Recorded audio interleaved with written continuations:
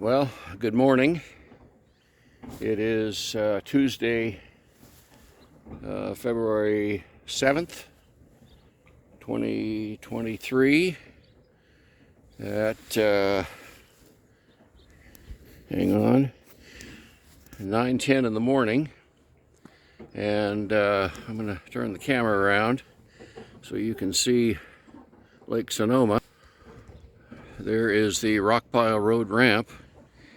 And since I was here on the 24th of January, the lake has come up some, but it looks like the Corps of Engineers has come in here and moved some snags. Although they didn't move them far enough, there is still room to sneak down there at the ramp, so we'll be doing all right. Lake is up almost 449 feet, I think. 448 feet, I believe. Anyhow, we're going to be heading for the end of water on the Warm Springs arm of the lake. And as long as we're here, I thought I'd do something I haven't done in the past, and that is show you my rig. It's a 2006 Scion XB that I've been towing some cat swing with now for 4 years. It'll be 5 years here in July since we launched, and I thought I'd give you a walk around on the boat. Oh, by the way, this is a Harbor Freight utility trailer that I modified. It comes as a kit, and it's designed as a folding trailer, but I bolted it together so it's not folding and or tilt. And then put a deck on it, modified it, built the bunks to fit the boat. Since I don't have a bow chock tie down on this trailer, I made the forward bunk stout so that the boat can't come forward at all. And give you a walk around on some cat swing. Excuse me. Let's see if I can zoom in a bit. There you go. It's a 12-foot Sharpie skiff. Got some plans online that were free. Said you could make this out of 2 sheets of 1/4-inch plywood, but I used 3 sheets just so I didn't have so many crazy joints. And then I used a sheet of 1/2-inch marine plywood on the transom.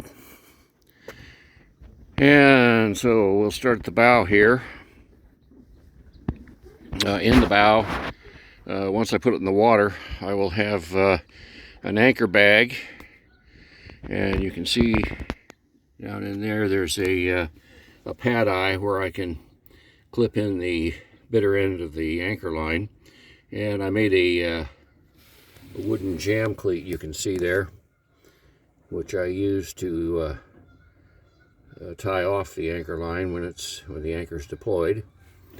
And I bought a couple of stern chocks for the fair leads on the line. The bow chocks are much more expensive than these, so I just mounted those on a little block that sits down in the gap here at the gunnel, and I've got those locked in with a little aluminum clip on the bottom that can swivel aside so I can remove them.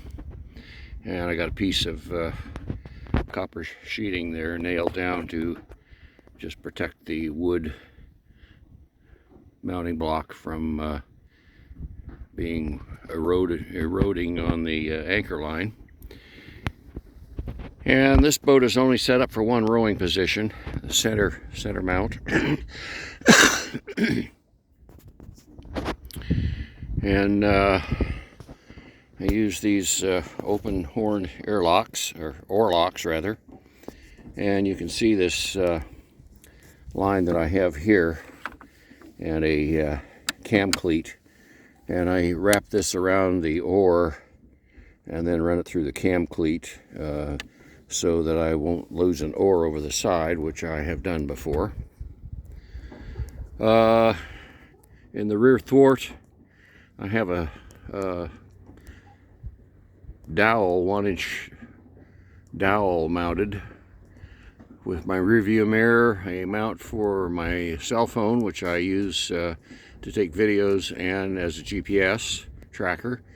And then I have here a Ritchie rowing compass.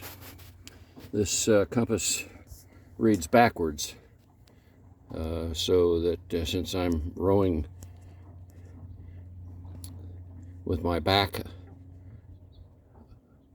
toward the bow of the boat, this compass reads direct, so I can tell which direction I'm going without having to subtract 180 degrees from it.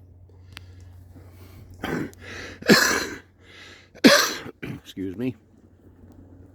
And I have a telltale, which I got from online from an Optimist pram website.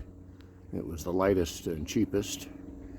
I was a sailor for years, and so I always like to know what the wind's doing.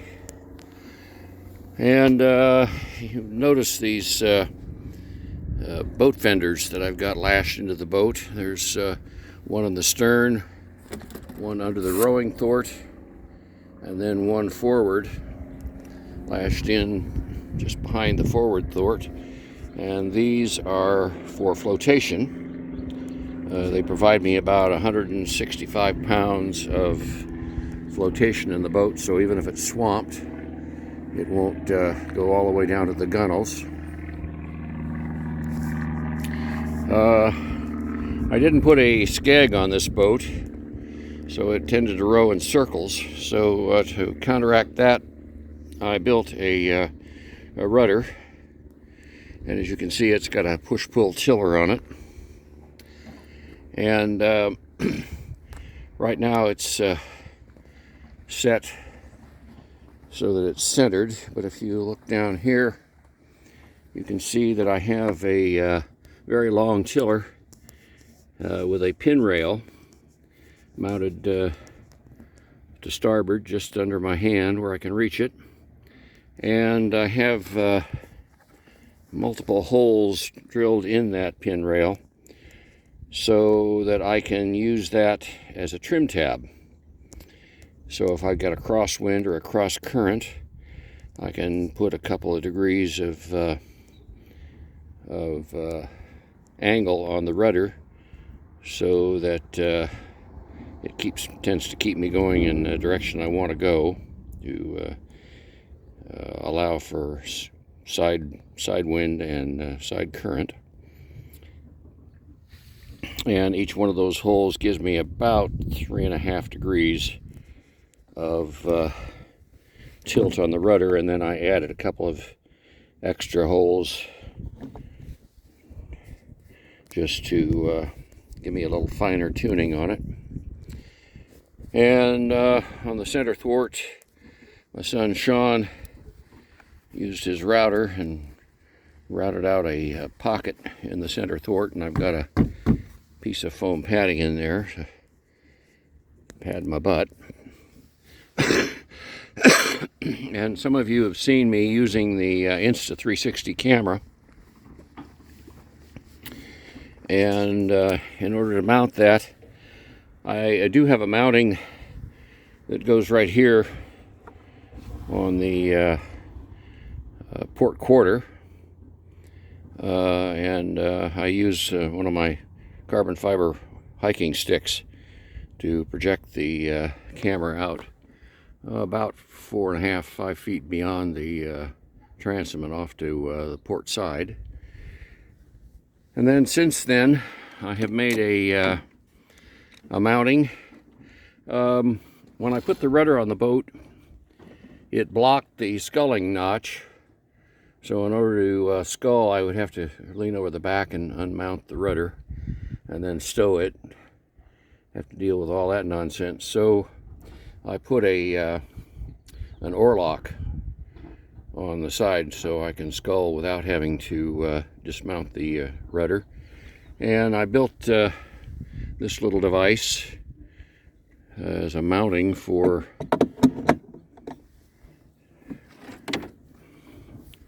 the Insta360, and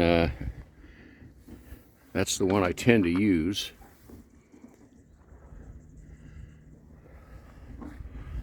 And right now I have it unmounted, and it will remain that way until I get in the boat. I found that I can't reach the camera to turn it on easily once it's mounted, so I keep that in the boat and rig it when I'm ready to getting ready to row. I started out using a couple of or a pair of cavernous 7-foot oars. I think they're made of ash and they're quite heavy.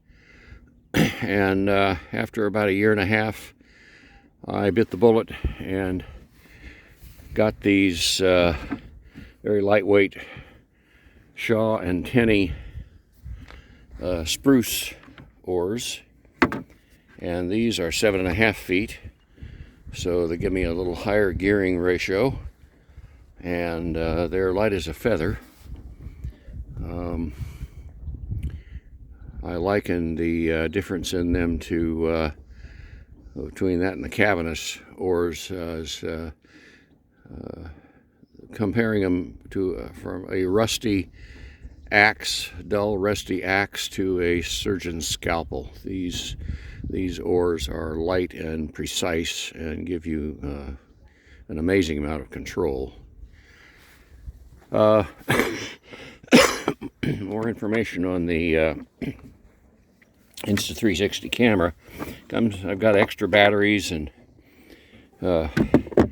doodads and stuff that go on the camera, and I got this little pelican case so that it's waterproof, and I have it lashed into the boat with this line and a snap shackle so it won't go over the side, and I open that up and take the camera out when I'm ready to mount it.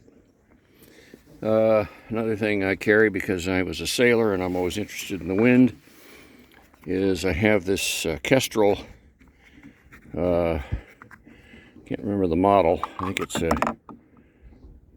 2500. It's a Kestrel anemometer, digital anemometer, and it's very handy for determining wind speed. Right now it looks like it's going slowly, but it's spinning up, and let me hit it here. Turn it on. Well, now the wind died. It's up to 1 mile an hour, 1.62 miles an hour, 2.5, 2.8. So, and occasionally I will turn that off.